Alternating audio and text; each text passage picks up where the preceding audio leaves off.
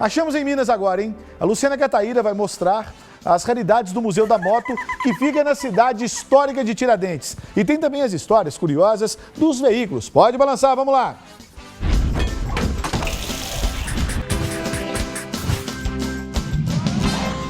Sem sair da estrada, lá vamos nós descobrindo histórias, sabores e lugares incríveis do nosso estado.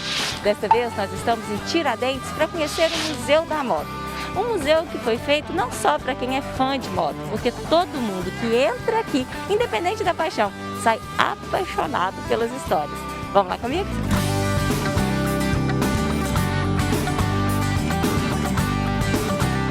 E quem vai nos levar para dessa viagem pelo mundo das motos é o curador do museu, o Rômulo. Tudo bem, Rômulo? Tudo bem? Tudo E jóia. aí, gente, sejam bem-vindos. A história nossa é muito interessante.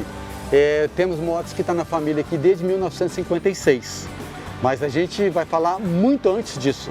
Nós vamos falar dos primórdios dos veículos de duas rodas, que começou em 1790. Nossa, eu tô doida para conhecer isso tudo. Então vem Vamos cá, lá? por favor. A nossa história, ou a história do veículo de duas rodas, começa por aqui, com esse veículo chamado celerífero. Esse veículo foi concebido em 1790 e era um veículo muito arcaico, desprovido de direção, freio e tração. Interessante que o nome celerífero vem do latim, que quer dizer veículo de transporte rápido. Também não podemos deixar de falar do famoso desenho de Leonardo da Vinci. De todos os desenhos do Leonardo da Vinci, esse desenho é o mais controverso, porque ele foi descoberto, abandonado em 1986 no mosteiro na Itália. Desde então tem essa controvérsia se foi ou não foi o Da Vinci que desenhou. Caso tenha sido ele, teria que ter sido feito, imagina só, 300 anos antes disso aqui. Mas se você observar, já é um veículo com direção e tração. E agora aqui a gente tem a Draisiana. Tem esse nome porque ela foi concebida pelo barão Karl Drais, então ela começou a ser chamada de Draisiana. Interessante que ainda era um veículo sem tração mecânica.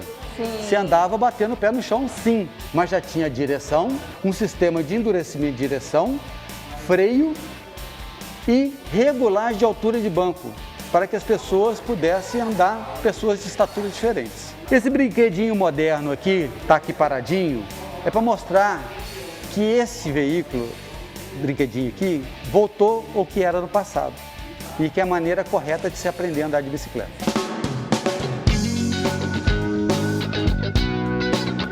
E aqui a gente tem uma das bicicletas mais conhecidas no mundo, né? Que é o biciclo Ariel. Muita gente acha que essa bicicleta seria mais antiga, mas na verdade não é, né? Ela é de 1817. Interessante que ela tem essa roda grande para facilitar a tração, porque a tração é no próprio eixo. E também a pavimentação da época era muito precária, então a roda grande ajudava a passar por cima dos obstáculos. E é interessante que ela tem dois apelidos, um dos quais é quebra-ossos. E o outro apelido vem por causa das moedas da época, penny farthing, onde a penny, né, é a moeda grande e a farthing é a moeda pequena que tem aqui. Então, vou mostrar para você.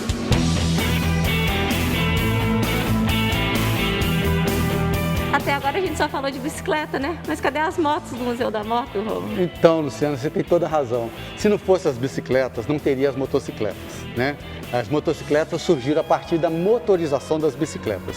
Sim. E as primeiras motocicletas que se tem notícias foram as motos a vapor, que começou em 1867. Interessante que foi dois inventos simultâneos, um nos Estados Unidos e outro na França. E nenhum desses dois países puxaram essa patente para eles, né? Foi dois inventos simultâneos. Já a moto a combustão, ela surgiu em 1885, a do Goodyear Daimler, que era uma moto que tinha apenas meio cavalo de potência. Já aqui no museu, a nossa mais antiga moto, a moto mais antiga do museu, é essa FN belga de 1909. E é um charme, né? Essa moto tem 112 anos.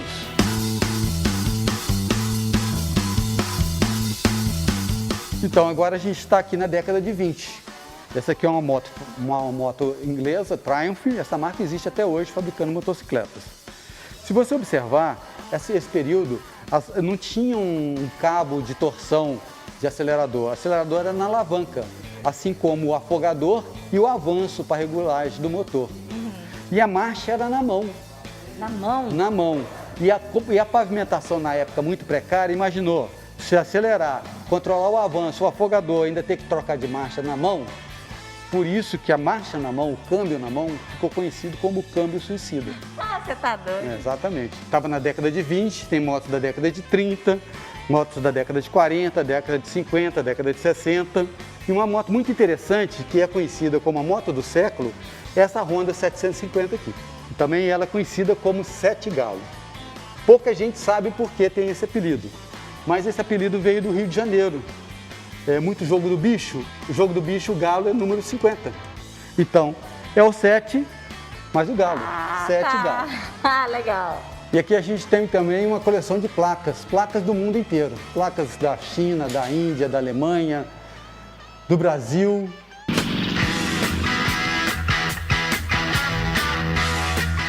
E agora nós vamos falar de uma categoria diferente do motociclismo, que é as motos scooters, né? Começamos aqui, tem uma moto Peugeot, uma scooter Peugeot. Muita gente acha que a Peugeot só fabrica carro, mas a Peugeot já fabricou moto em 1886, antes mesmo dos carros. Eu não sabia disso. Não sabia, né? Então tem uma Peugeot, ela é até nova, é ano 2000. Aqui temos uma Tomos da Eslovênia, muito rara, uma moto muito pouco conhecida. Temos ali a Chispa, foi uma das primeiras motos fabricadas no Brasil. A Lambretta, no caso ali o modelo LI.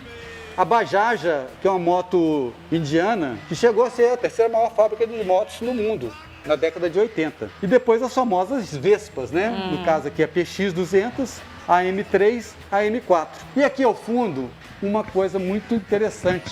Esse seria o scooter mais exótico e raro do mundo, chamado Salisbury. Salisbury era um visionário americano que queria, na década de 40, tirar as pessoas dos automóveis. E o que ele pensou?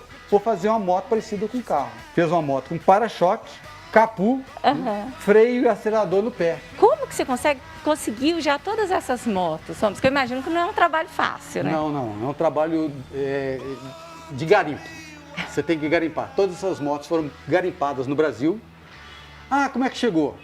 Muito provavelmente, principalmente as mais antigas, o imigrante vinha para o Brasil, colocava no navio e trazia. Né? E essa aqui teve um pouquinho de trabalho, que foram 8 anos de negociação. Isso que é vontade, hein? Engraçado que quando eu entrei aqui, eu imaginei que algumas fossem réplicas. Então não, são as motos mesmo. Todas são motos verdadeiras e 90% funcionam. Que legal. Infelizmente, estamos chegando no finalzinho desse passeio. Olha, a gente pôde descobrir aqui algumas das tantas curiosidades do museu, né, Rômulo? Mas vou te falar a verdade, eu fiquei surpresa com tanta história que a gente encontra aqui. Ah, que bom. Temos aqui motos de 16 países diferentes, mais de 50 marcas e 115 modelos. É muita história, né? É muita história. Adorei, viu? Obrigadão. Não é nada. E olha, gente, o Achamos em Minas de hoje fica por aqui. Mas fica a dica, viu? Venham conhecer o Museu da Moto de Tiradentes. Até a próxima.